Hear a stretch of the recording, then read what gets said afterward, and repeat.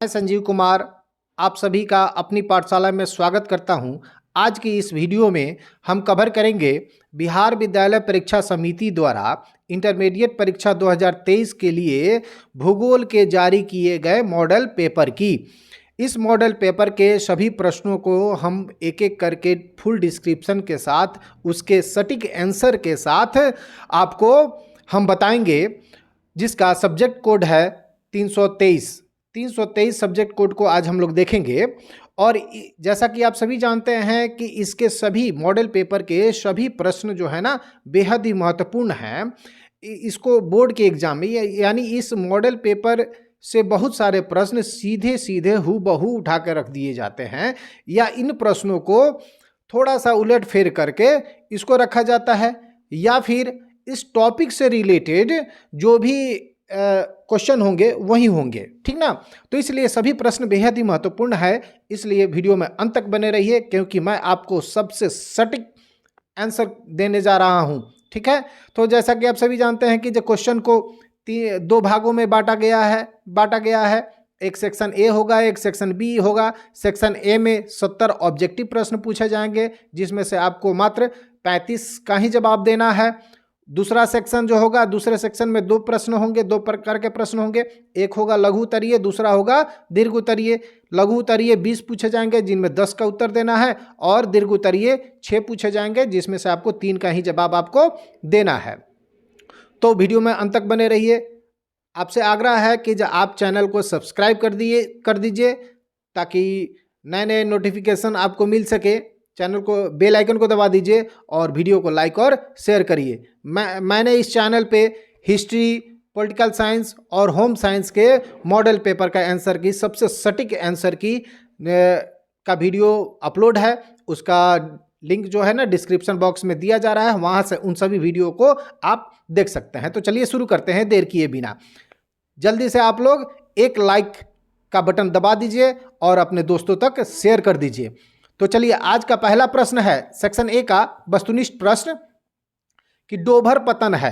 तो डोभर पतन आखिर किस प्रकार का पतन है? ये पैकेट पतन है, या तेल पतन है, या सवारी पतन है, या नौसेना पतन है? ये किस प्रकार का बंदरगाह है, ठीक ना। तो डोवर पतन जो है ना वो इंग्लैंड में है। डोवर पतन इंग्लैंड में है, और यह समुद्री यात्री बंदरगाह है। यात्री बंदरगाह से मतलब क्या? यह एक सवारी पतन हो गया। तो इसका करेक्ट आंसर हो जाएगा सी।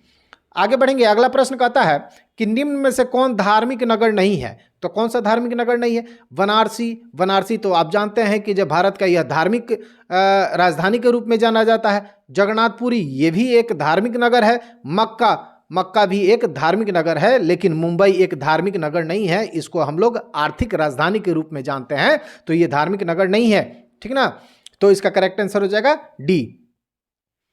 3 नंबर प्रश्न कहता है कि भारत का विशालतम धार्मिक समूह है। तो भारत में सबसे ज्यादा मात्रा में हिंदू लोग हैं, तो इसका करेक्ट आंसर हो जाएगा ए। अगला प्रश्न कहता है चौथा नंबर, भारत में प्रथम जनगणना कब हुई थी? तो भारत में जो प्रथम जनगणना हुई थी वो 1872 में हुई थी, और रेगुलर जनगणना जो हुई थी 1881 से शुरू हुई थी। 1881 से रेगुलर, और प्रथम जनगणना 1872 में हुई थी। तो इसका करेक्ट आंसर ए हो जाएगा।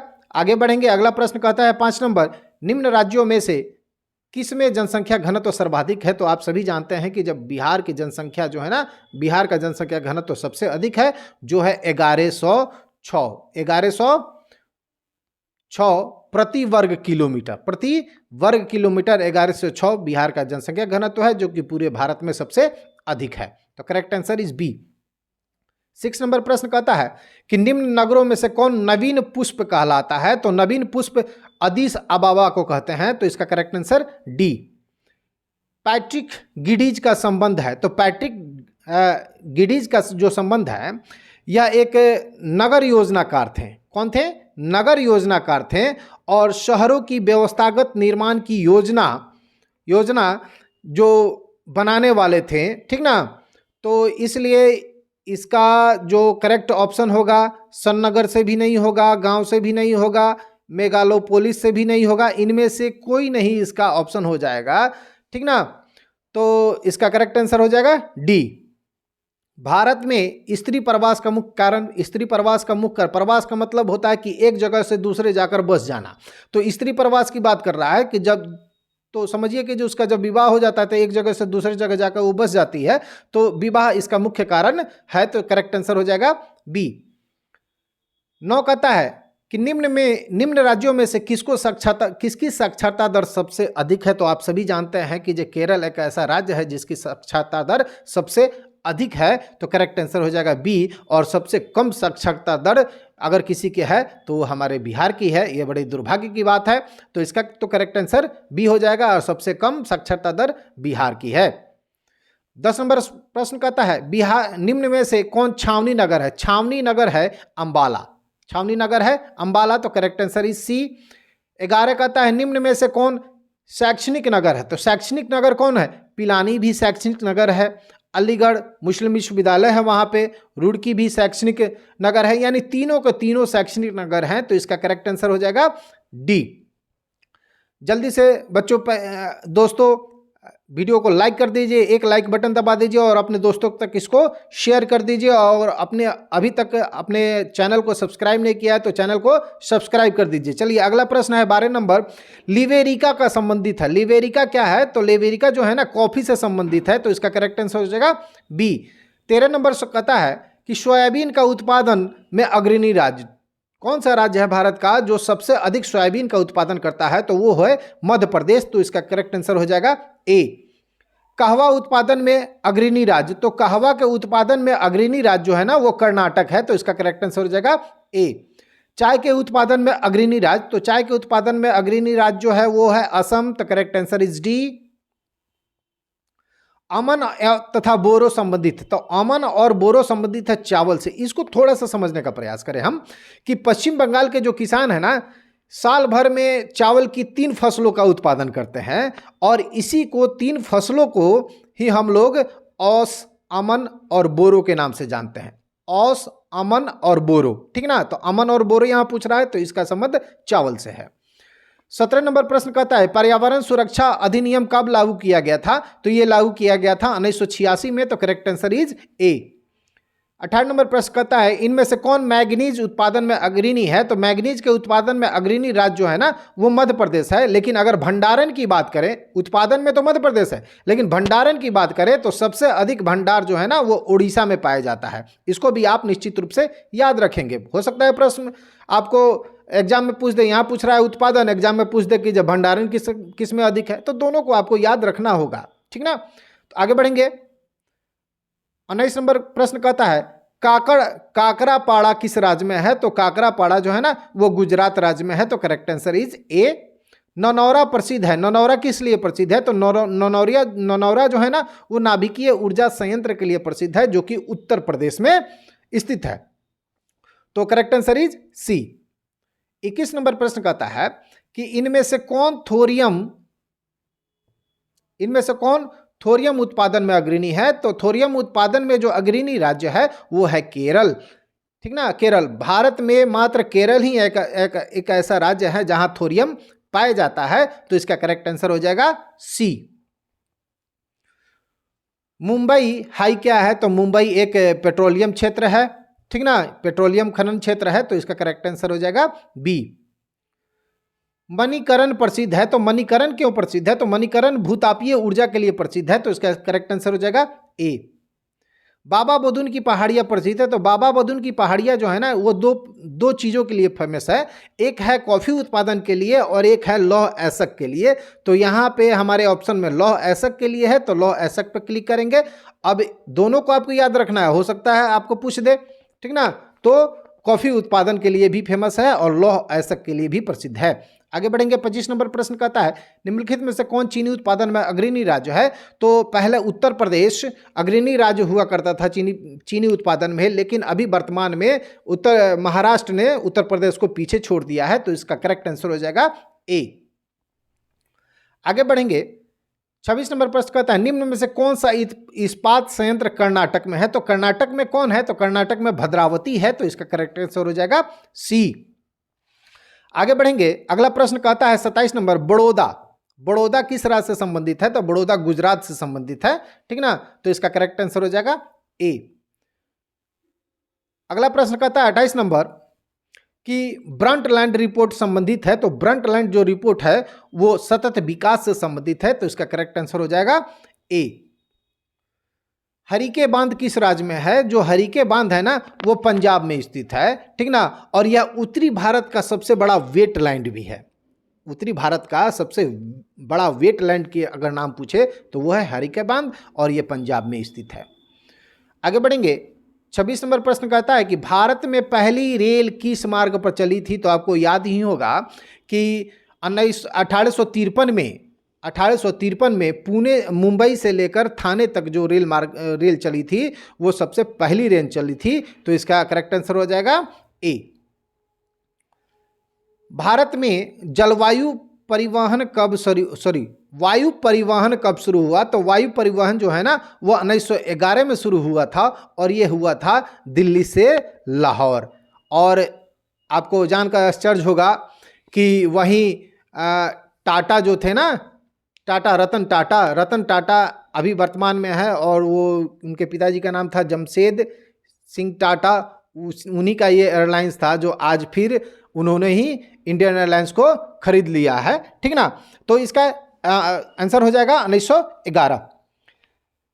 उत्तर 32 नंबर प्रश्न कहता है कि उत्तर दक्षिण गलियारा जोड़ता है। तो उत्तर दक्षिण जो गलियारा है ना वो जम्मू को कन्याकुमारी से जोड़ता है और इसके जोड़ने वाला जो मार्ग है ना वो NH-44 है। NH-44 है, यही गलियारा है, यही सड़क है जो जम्मू को कन्याकुमारी से जोड़ता है, ठीक है। आगे बढ़ेंगे, 32 नंबर प्रश्न कहता है हजीरा किस राज्य में है? तो हजीरा गुजरात में है, ठीक ना। और ये सूरत जिले का एक नगर है। गुजरात में जो सूरत है वो सूरत जिले का एक नगर है जिसका नाम है हजीरा। अगला प्रश्न कहता है 34 नंबर, इनमें से कौन गुजरात का पतन है? तो गुजरात का पतन इसमें कौन है? तो गुजरात में है कांडला है, तो इसका करेक्ट आंसर हो जाएगा बी। मंगलौर पतन स्थित है, मंगलौर जो है ना वो मैंगलोर है कर्नाटक में, तो इसका करेक्ट आंसर हो जाएगा ए।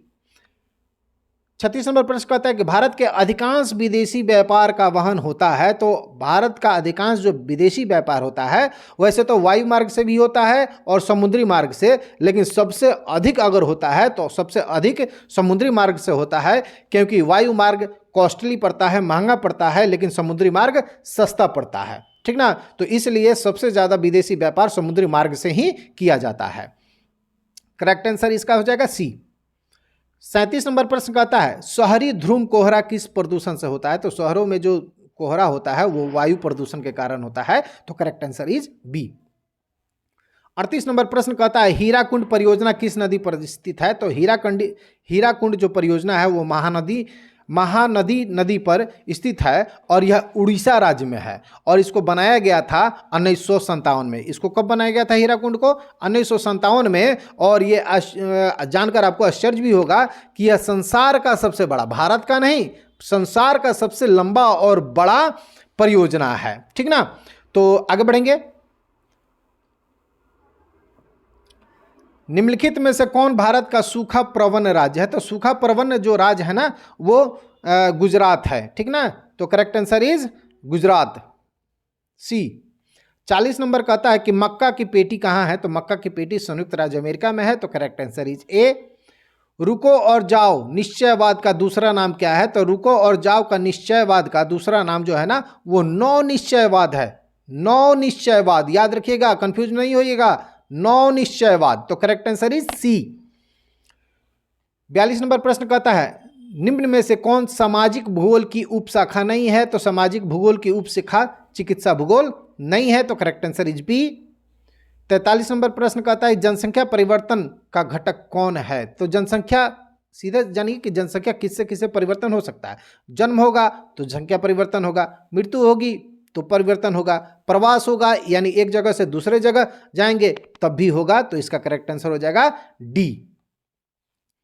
आगे बढ़ेंगे, विश्व में सबसे अधिक जनसंख्या किस देश की है? तो ये आप सभी जानते हैं कि चीन का जनसंख्या सबसे अधिक है और भारत हमारा दूसरे स्थान पे है। और आश्चर्य की बात है कि अगले कुछ सालों में ही भारत जो है ना चीन को पछाड़कर आगे भी निकल जाएगा।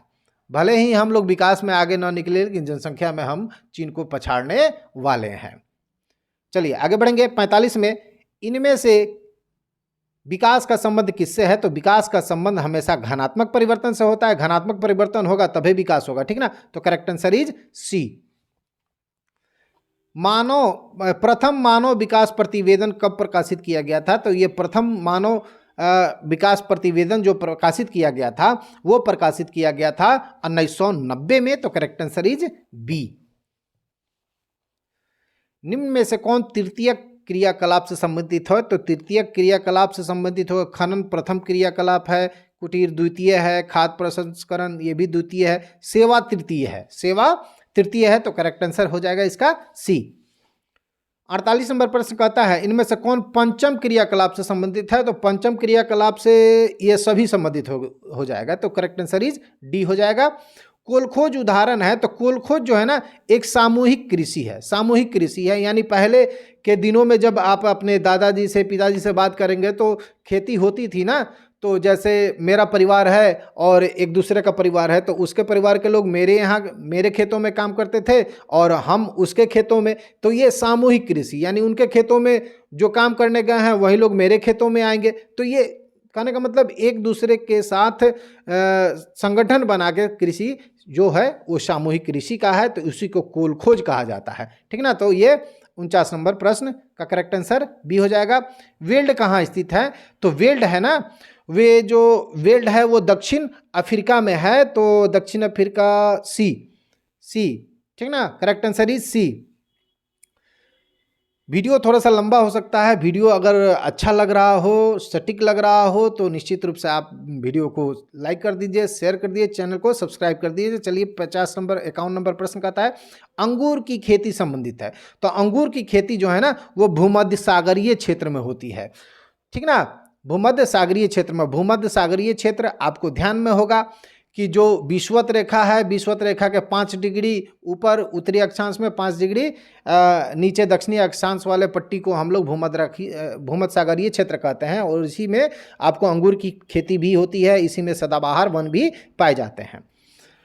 आगे बढ़ेंगे। 52 नंबर प्रश्न कहता है कर्तन दहन कृषि को भारत में किस नाम से जाना जाता है? तो कर्तन दहन कृषि को झूम खेती के रूप में जाना जाता है, और भी इसके बहुत सारे नाम हैं कर्तन दहन कृषि को, जैसे मैं बताऊं पामलू, दीपा। झूम जो खेती है होती है वो आपको मिजोरम, मेघालय, असम, नागालैंड के क्षेत्रों में होती है।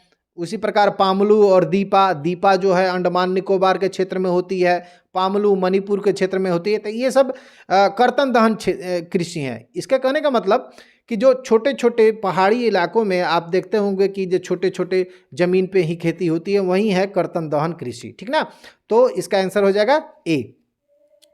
53 नंबर प्रश्न कहता है इन वृक्षों में किससे च्युइंगम संबंधित है? तो च्युइंगम जो है ना वो एक जोपैटा वृक्ष होता है, उसी के दूध से च्युइंगम बनाया जाता है, तो इसका करेक्ट आंसर हो जाएगा डी। सैफील्ड औद्योगिक केंद्र अवस्थित है, तो यह है ग्रेट ब्रिटेन में, तो इसका करेक्ट आंसर हो जाएगा ए। अगला प्रश्न है जर्मनी का रूर क्षेत्र प्रसिद्ध है, तो जर्मनी का जो रूर क्षेत्र है वो कोयला के लिए प्रसिद्ध है, तो correct answer B. Orient Express जोड़ता है, तो ओरिएंट एक्सप्रेस जो है ना वो पेरिस से इस्तांबुल को जोड़ता है, पेरिस से इस्तांबुल को जोड़ता है, तो इसका करेक्ट आंसर हो जाएगा सी।